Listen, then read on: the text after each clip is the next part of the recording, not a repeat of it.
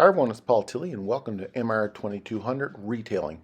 Today we're looking at Unit 1, Introduction to Retailing. In this unit, we will be looking at defining retailing and the basic retail concept, distinguishing between classifications of retailers, listing examples of issues, changes, and trends in retailing, discussing various elements of the retail environment, and describing the concept of retail strategy. In this section, we're looking specifically at Learning Objective 5, Retail Strategy. A retail strategy is a process that retailers use to develop products and services that allow them this. A retail strategy is the process that retailers use to develop their products and services so that they can sell them efficiently and effectively to consumers. There are multiple elements to a retail strategy plan.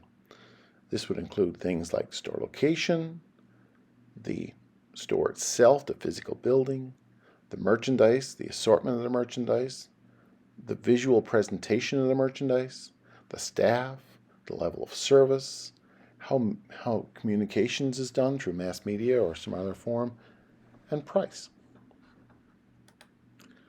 One of the biggest strategic decisions that a retailer must take is decide where to locate. Location, location, location. It's one of the biggest adages in marketing. One can't overlook the importance of location to retailer success. Here are the basic choices. You can think about locating in what's called the central business district, which is the downtown area of a typical town. It's the oldest retail setting, and if you got foot traffic, that's probably a good place to be if that's the type of store that you operate.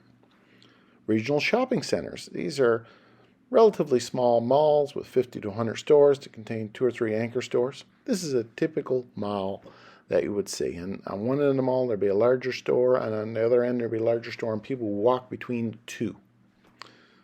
We also have community shopping centers, which are small malls. Usually these would have somewhere between 20 and 40 stores, more of a think about it as a strip mall location. It's a cluster, relatively close, more convenience factors. Usually it has a gas station, a hardware, a laundry, a variety of items. We also have what's called power centers, which are really large mall-y areas where independent stores are all gathered around a hub. And these are more common these days, where we have the Home Depots, the Canadian Tires, the Walmarts of the world, all within one cluster. And that is designed really to get people into the area and then branch out to the various stores that they want to go to. And finally, from a location point of view, we have to think about online as being a location. The internet is a big part of many location decisions these days, and companies are finding that they have to be online. In terms of the strategy, we're really focusing on something called a retail mix, which is the magic combination that the store owner has control over of the variables and choices that they need to make in order to be able to sell their products effectively. Things like location, the merchandise, the communications, the price, the services, the physical attributes of the store, and the personnel all come into play there. And stores need to consider each of those whenever they think about how can we best maximize our potential sales from this store.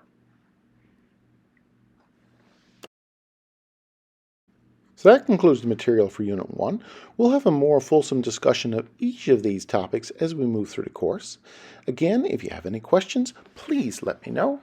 Thanks for listening.